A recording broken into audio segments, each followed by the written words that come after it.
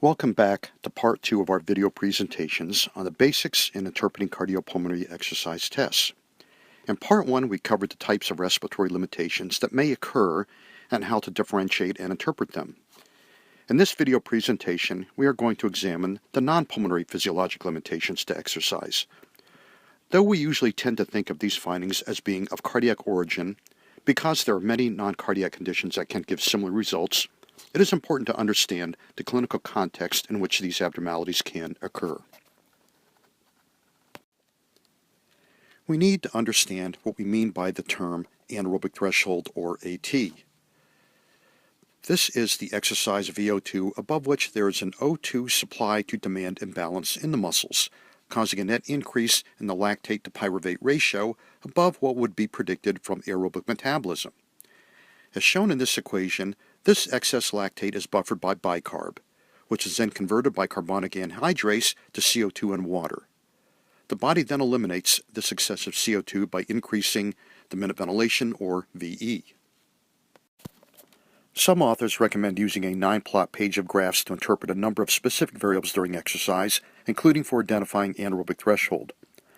I'm not a particular fan of this method, since these postage stamp size images tend to be hard to interpret when examined individually.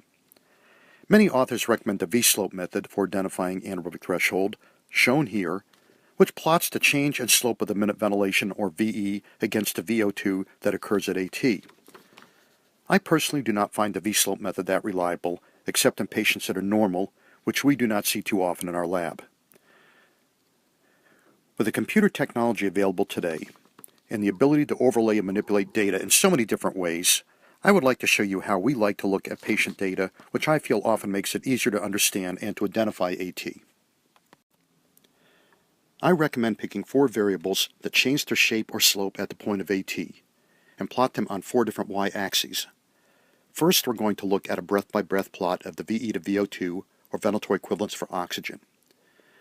I've created artificial patient curves to make my points a little clearer, but then I will show you actual tracings of patients to better correlate this information. The normal shape for the VE to VO2 tracing is that early during exercise there's a downward slope. This is because the subject's O2 consumption is rising more rapidly than their minute ventilation is increasing. When the patient reaches anaerobic threshold, or AT, the rise in serum lactate drives the minute ventilation, or VE, to increase in order to get rid of the excess CO2, which causes the minute ventilation, or VE, to rise more rapidly than the O2 consumption. This causes the slope of the curve to start turning upward. By definition, AT is the lowest point on this curve before it starts to rise. The second tracing we like to examine is the ventilatory equivalence for CO2, or VE to VCO2, which behaves a little differently at AT, shown here in the red dots.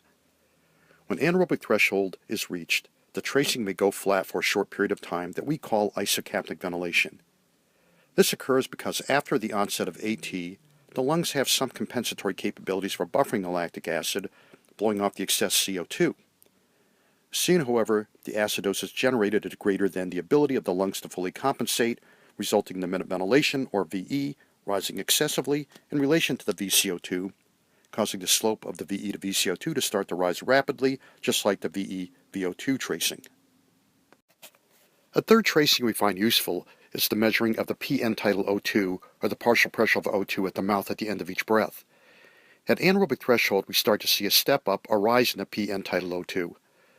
The reason for this is that the air in the lungs contains 3 gases, nitrogen, oxygen, and carbon dioxide, but because nitrogen is not utilized by the body, the concentration remains constant in the air and in the alveoli. The remainder of the gas concentrations is determined by the partial pressures of CO2 and O2. As a subject becomes progressively more acidotic above anaerobic threshold, driving up their minute ventilation, or VE, in response to the increasing metabolic acidosis, this causes an alveolar hypocapnia, or falling in the alveolar PCO2.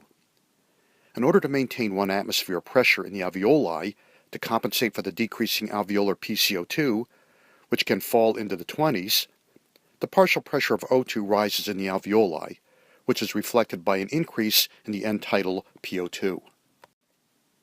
The fourth plot we will look at is the respiratory exchange ratio, or respiratory quotient, we will call RQ for short. This is the ratio of the VCO2 to VO2, or the CO2 production to the O2 consumption, that is measured at the mouth.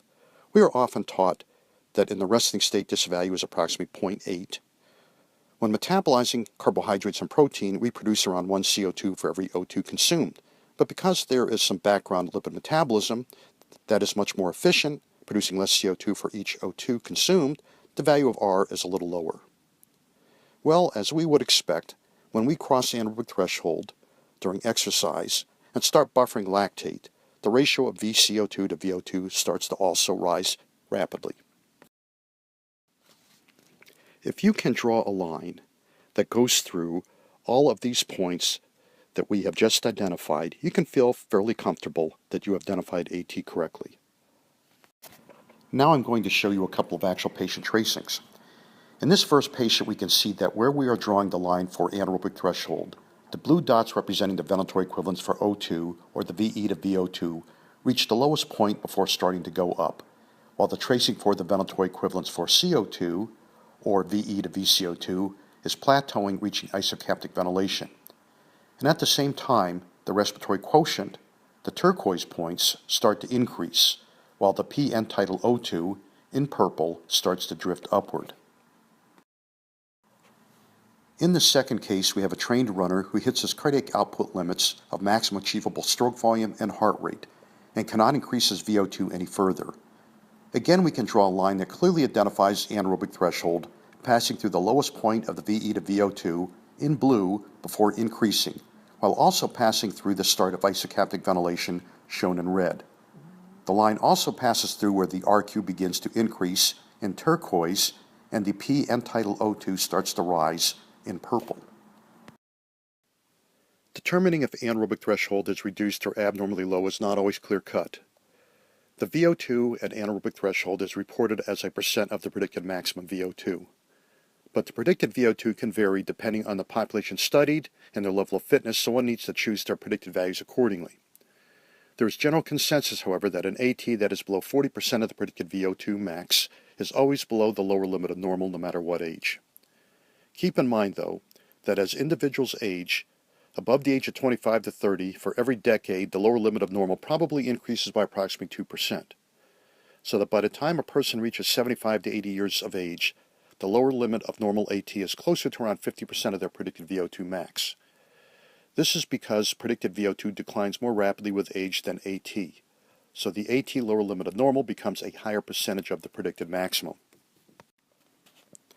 Once we have established that the AT is reduced, we then need a way to systematically evaluate for the various causes of a reduced AT. Because these many different causes can give similar findings on exercise testing, one needs to know the patient's history and as much laboratory testing as is available to narrow down the possible causes for the reduced anaerobic threshold. When I am teaching fellows, I tell them to pretend that they are a red cell, and starting in the left side of the heart, follow that red cell all the way around the circulation until they get back to the left side of the heart again. For example, starting at the left ventricle, we are all familiar with the diseases that can reduce cardiac output, such as cardiomyopathies, valvular disease, ischemia, and conduction failure, which can reduce delivery of oxygen to muscle, reducing oxygen consumption, thereby reducing AT and peak VO2.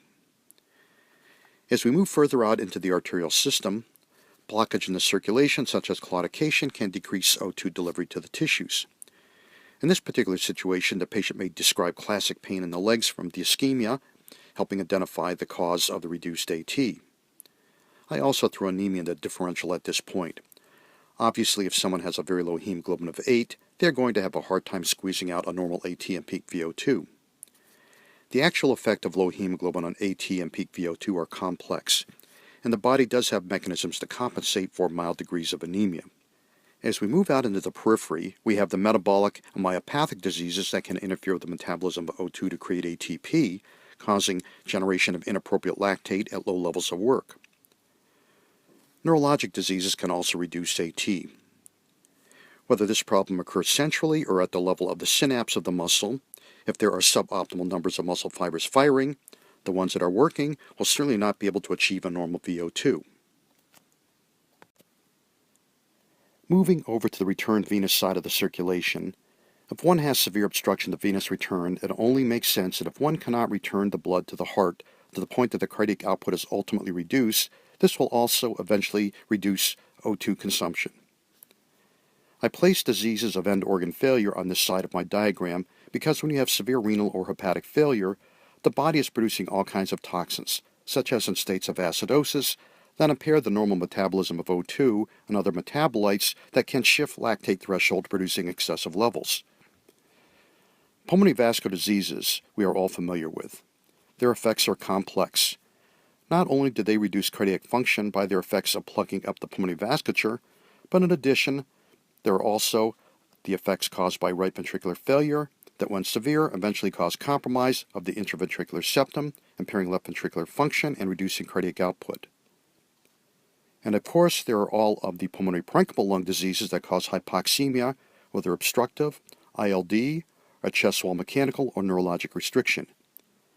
Keep in mind that when these are present, the AT is not reduced due to hypoxemia unless the patient is actually hypoxic at the anaerobic threshold.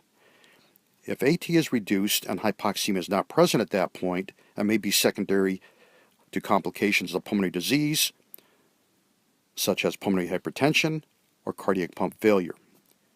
And lastly, we cannot forget about the little stretch of the circulation between the lungs and heart, the pulmonary venous system. Though rare and difficult to diagnose, pulmonary veno-occlusive disease does sometimes occur and can be present with dramatic symptoms of dyspnea and what appears to be reduced cardiac function.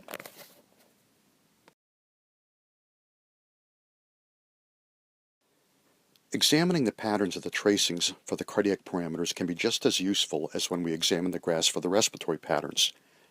Remember how we said we can explain all aspects of exercise physiology by the Fick equation?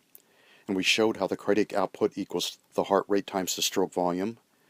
Well, assuming that a patient is not markedly anemic or has a hemoglobinopathy to reduce the O2 carrying capacity, and also assuming that the patient doesn't have some kind of weird mitochondrial myopathy or hereditary metabolic disorder to markedly alter the mixed venous O2 return, we can assume that this part of the equation remains relatively constant.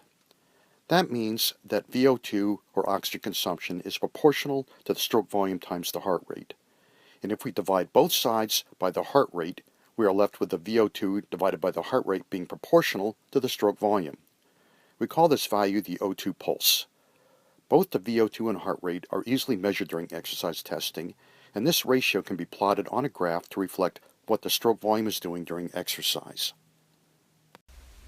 The first example I'm going to display is a tracing of a trained runner. The blue curve shows the O2 pulse progressively rising as the work rate incrementally increases, plateauing when he reached the limit of his stroke volume at a VO2 of 120% of his predicted maximum, while the heart rate in red increases linearly to 100% of his predicted maximum. And the second example is a patient with a cardiac pump limitation. This patient's O2 pulse, shown in blue, plateaus at a reduced VO2 around 60% of their predicted maximum oxygen consumption, suggesting a stroke volume limitation, while the heart rate in red tries to compensate by rising rapidly to 95% of predicted. And the third example is a patient with severe pulmonary hypertension. In this subject, not only does the O2 pulse plateau prematurely at a reduced VO2, but the stroke volume actually starts to fail, decreasing in the latter stages of exercise, with the heart rate markedly increasing, trying to compensate. Again, it is important to be reminded that there are other non-cardiac factors that can decrease the VO2 besides a reduced stroke volume, and one needs to consider these other conditions that can alter the right side of the Fick equation that we showed in the previous slide. Another useful plot to examine is the slope of the VO2 to work rate, which can only be plotted when using a cycle ergometer rather than a treadmill. The lower 95% confidence limit of normal for both men and women has been shown to be 8.5, with values below that being indicative of cardiac pump failure. But remember, one needs to exclude the other causes for reduced VO2 such as severe anemia, metabolic or neuromuscular diseases. Often one comes across a slope of the heart rate divided by the VO2 with a value of greater than 50 often being cited as being abnormal. The higher the value, the greater degree of cardiac pump failure. Keep in mind, this is really just the inverse of the O2 pulse, So this has all the same causes for being abnormal as the O2 pulse. Also, in subjects that are deconditioned, one can see an excessive heart rate for level of O2 consumption if they stop exercise early at a suboptimal VO2. The VO2 in milliliters per minute per kilogram is the last topic we will cover. This value is used to determine prognosis in lung resection surgery, as well as determining degree of wellness and planning in pulmonary rehabilitation. The cardiologists use this value in assessing patients with chronic cardiac failure and their ability to withstand cardiac transplant. There has been considerable variation in the range of values obtained as cutoffs, in part because of confusion if studies correct for ideal body weight or not. If studies are performed in very obese individuals, considering adipose tissue does not metabolize much O2 during exertion, the VO2 when corrected for obesity can be considerably lower than for ideal body weight. In our laboratory, we report both of these values. The prognostic significance of this value is complex and varies depending on if the patient is on beta blockers or had resynchronization therapy. The one caveat that we often see that needs to be mentioned is how often we see subjects that achieve a normal VO2 but at almost zero workload. When this is present, it is always in one of two conditions. Either they are markedly deconditioned and or they are morbidly obese. The latter makes sense if one thinks about it. If one is using a cycle ergometer incrementally increasing the wattage on the pedals, it is not measuring the wattage from the additional body mass. For example, if someone is 150 pounds overweight, that's approximately 4 extra suitcases they are carrying on their body and their legs, and the cycle ergometer is not recording that additional workload. Let's first examine how the VO2 per kilogram is used by the pulmonologist for assessing a patient for possible lung resection surgery. Guidelines have been published by the British Thoracic Society, the European Respiratory Society, and the American College of Chest Physicians. And though there is considerable overlap between them, there are also significant differences. In the FCCP guidelines, the first step in their algorithm for choosing patients that should have a cardiopulmonary exercise test is to select out those with an FEV1 less than 80% of predicted, who have an FEV1 less than 1.5 liters are being considered for lobectomy, and those less than 2 liters being considered for pneumonectomy. And in this subset of patients, then estimate their percent predicted of postoperative FEV1 and diffusion using tools such as split lung studies. If either of these values is less than 40% of predicted, then a cardiopulmonary exercise test is recommended to obtain the VO2 per kilogram. As an aside, if their pulmonary function test results are greater than these values, they are at a lower risk and do not need a cardiopulmonary exercise test. And at the other end of the spectrum, if their pulmonary function tests are horrible, at less than 30% of predicted, there's no point in doing a cardiopulmonary exercise test because they will not have enough lung function to survive a lobectomy, let alone a pneumonectomy. Because we are only discussing the value of VO2 per kilogram from cardiopulmonary exercise testing and not the other aspects of the guidelines, we will not discuss these other groups any further. We know that patients with a peak VO2 per kilogram less than or equal to 10 are at very high risk. Their prognosis is poor, and other modalities should be sought. At the opposite end of the spectrum, those with a VO2 per kilogram greater than or equal to 15 are at relatively low risk for surgical morbidity and mortality. It's in this gray zone of 10 to 15 milliliters per minute per kilogram that we struggle.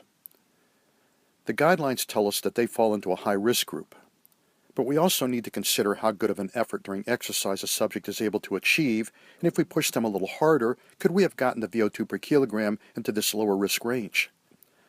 I firmly believe that cardiopulmonary exercise testing should only be supervised by those with experience, who are aware of the subject's predicted pulmonary and cardiac limits to be able to recognize when a patient has performed an optimal test rather than quitting due to discomfort from lack of regular exercise. Some of the tools that cardiologists use in interpreting exercise tests we could also utilize in interpreting pulmonary exercise tests assessing a patient's effort, which we will discuss next. The cardiologists use the cardiopulmonary exercise test in assessing prognosis in those with chronic heart failure. The cardiology literature is in agreement that a good VO2 per kilogram is a good prognostic indicator, but their values are a little bit higher, starting at greater than or equal to 18 milliliters per minute per kilogram, not taking into account pulmonary function values since they are not using their testing for lung resection consideration. At the other end of the spectrum, a VO2 per kilogram of 10 or less again conveys a pretty grim prognosis. However, they recognize that a patient performing a suboptimal test or poor effort can give a reduced value as well as bad disease. They use the RQ, or respiratory quotient, which is looking at the VCO2 divided by the VO2 to help sort this out. Achieving a value of greater than or equal to 1.15 is an indicator that a patient has demonstrated an adequate effort for assessment and exercised well beyond their anaerobic threshold, achieving a near optimal VO2. If their RQ did not achieve this value, then we can say that maybe they are not as high a risk because their effort was not optimal, but we cannot be sure. We have some tools to help us assessing in this in-between category as well. Their in-between range is from 10 to 18 milliliters per minute per kilogram. The VE to VCO2 consists here and has been studied extensively in patients with pulmonary hypertension and chronic congestive heart failure. We showed in the pulmonary interpretation part of these videos how this value can be elevated not only in abnormalities of dead space ventilation, but also in excessive hyperventilation states, such as can occur when there is excessive metabolic acidosis driving minute ventilation. To help stratify patients with a VO2 per kilogram in this in-between range of 10 to 18, if they achieve a peak VE to VCO2 ratio of greater than 34, studies have shown this conveys the same morbidity and mortality as patients who have a VO2 per kilogram of less than or equal to 10. However, if their peak VE to VCO2 was less than or equal to 34, they have been shown to fall into a mild to moderate risk category from the cardiac standpoint. And hopefully this gives you a good bird's eye view of how to look at the VO2 per kilogram. Now, to give just a quick overview of what we have talked about, we first demonstrated how to identify the anaerobic threshold. We showed how if the VO2 at AT is less than 40% of the predicted maximum VO2, it is abnormal, but also that the predicted percentage value increases with age.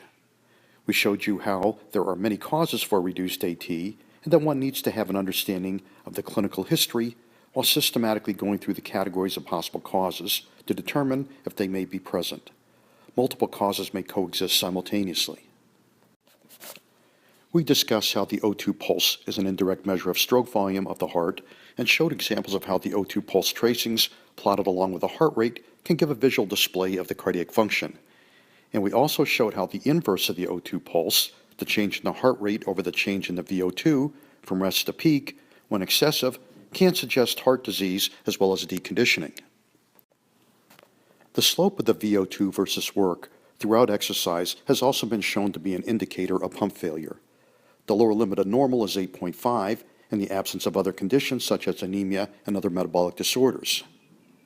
And we also gave a quick overview of how the VO2 per kilogram can be used as part of the evaluation in patients with severe lung disease to assess surgical risk and in cardiac disease to assess risk of morbidity and mortality.